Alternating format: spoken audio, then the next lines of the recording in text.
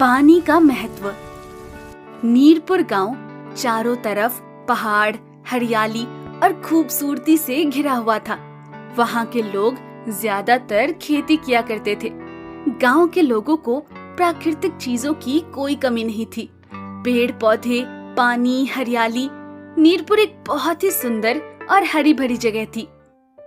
पानी पानी पानी, मुझे प्यास लगी है। नीरपुर में तो इतना पानी था, पर यहाँ दूर दूर तक कुछ दिखाई नहीं दे रहा है। हरी हरी, उठो, क्या हुआ है? क्यों इतना चिल्ला रहे हो? तभी हरी नींद से हड़बड़ाकर उठता है। कुछ नहीं, आंख लग गई थी बस। बुरा सपना देख लिया था शायद। खैर छोड़ो, तुम लोग क्या कर रहे थे? हमेशा की तरह बारिश होती रहेगी और हमारे खेत ऐसे ही रहेंगे। हाँ भाई, अगर नीरपुर में बारिश और पानी नहीं होगा तो कहाँ होगा? साक्षात देवताओं का वास है हमारे गांव में। कभी किसी चीज की कमी नहीं होती। गांव के कुछ और लोग चौबारे के पास अपने खेतों और फसलों की बातें कर रहे थे। तभी वहाँ पर गांव के एक बड़े बुजुर्ग बाबा किरोड़ी मल आ जाते हैं। तुम्हें पता भी है, आने वाले समय में पानी सबसे बड़ा संकट बनेगा।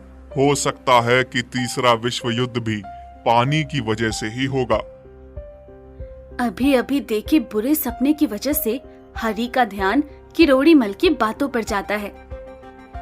बाबा, आप कैसी बातें कर रहे हो? हमारे पास इतने सारे तालाब, कुएं और झरने हैं, ऐसे कैसे पानी खत्म हो जाएगा? चारों तरफ तो पानी ही पानी है। वही तो समस्या है बेटा, तुम लोग समझ नहीं रहे। ये जो दिख रहा है ये बस आज है। थोड़ी दूर जाकर देखोगे तो तुम्हें कोई झरना, पानी, तालाब नहीं मिलेगा। पर ऐसा क्यों होगा बाबा? जब मैं छोटा था तो लगभग 100 किलोमीटर के दायरे में खूब तेज बारिश होती थी, और आज देखो बस 10 किलोमीटर ही रह गई है। समय बदल रहा है बेटा, थोड़े दिन जाने दो, हमारा भी पानी खत्म हो जाएगा। अब बाबा किरोड़ी मल की ऐसी बातें सुनकर रामू और श्याम दोनों सोचने लगते हैं और बोलते हैं, हाँ बाबा, लेकिन इतनी जल्दी पानी खत्म होने का तो मतलब ही नहीं बनता। ऐसे थोड़ी हो सकता है। हाँ बाबा, रामू बिल्कुल ठीक कह रहा है। अब तुम इसे ऐसा ही देख लो, 10 किलोमीटर के बाद वाले गांव में बारिश नहीं हो रही तो वो हमारे तालाब से पानी भर रहे हैं। तभी वहाँ पर गांव का एक और व्यक्ति रमेश आ जाता है और आकर बोलता है, हाँ बाबा, मुझे भी ऐसा ही लगता है। तुम लोग देख लेना, अगले साल बिल्कुल भी बारिश नहीं होगी। देखो, अब तो इसने भी कह दिया, अब तो बारिश नहीं होगी। सब लोगों को बाबा किरोड़ी मल की बातों का ज्यादा असर तो नहीं पड़ता, लेकिन रमेश के मुंह से ये बात निकलते ही सब परेशान हो जाते हैं, क्योंकि गांव में सभी का मानना था कि रमेश जो भी अपने मुंह से निकालता है वो सच हो जाता है, और बुरी चीज तो खास तौर पर। बाबा, आपका तो पता नहीं, लेकिन अब इस काली जुबान ने बोल दिया, अब नहीं होगी बारिश। गई हमारी फसल भी और खेत भी। बोल तो दिया है, लेकिन इसका कोई उपाय तो होगा। अब आगे क्या करना है ये बताओ। इस बात के बाद सभी गांव के व्यक्ति बहुत परेशान हो जाते हैं और जवाब के लिए बड़ों की तरफ देखने लगते हैं। देखो, इसका एक उपाय है मेरे पास। अभी अगले साल को आने में 2 महीने बाकी है। सब मिलकर एक काम करते हैं, जितना हो सकता है बारिश का पानी इकट्ठा कर लेते हैं। अगले साल सिंचाई और व्यापार के काम आएगा। हाँ बाबा, अब तो लगता है कि यही करना पड़ेगा, लेकिन ये सब होगा कैसे? एक आदमी चिंता भरी आवाज में बोलता है, हाँ, लेकिन पानी को भला कोई कैसे इकट्ठा कर सकता है? हो सकता है, और हमें पानी को इकट्ठा करने के लिए गांव में और भी तालाब बनाने होंगे। अब सारे लोग बाबा किरोड़ी मल के कहे मुताबिक काम में लग जाते हैं। सभी लोग मिलकर गांव में खुदाई कर और कई सारे तालाब बना देते हैं। सारा काम होने के बाद गांव के लोग फिर से इकट्ठा होते हैं। हमने तालाब तो बना ही दिया है, काश अब अगले साल पानी की परेशानी ना हो। हाँ, तुम सही कह रहे हो। तालाब में इकट्ठा होने वाले पानी से मदद तो मिलेगी, लेकिन इतना करना अभी भी काफी नहीं है। हमें हमारे गांव के आसपास जितने भी 4-5 पहाड़ हैं, उन पे पेड़ लगाने होंगे। लेकिन बाबा, पेड़ क्यों?